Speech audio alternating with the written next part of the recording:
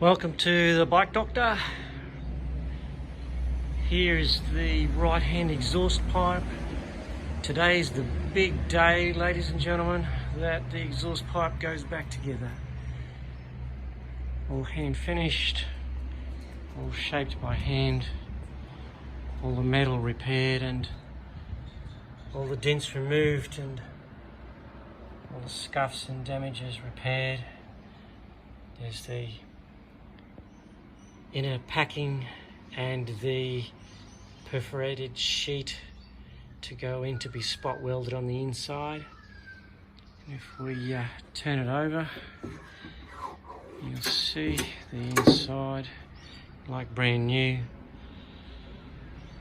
Just 1mm thick metal to work with, so it's very difficult to get a good finish, but there it is, and all ready for welding.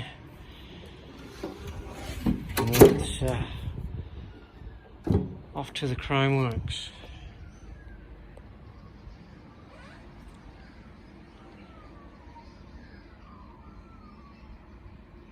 Thanks for watching.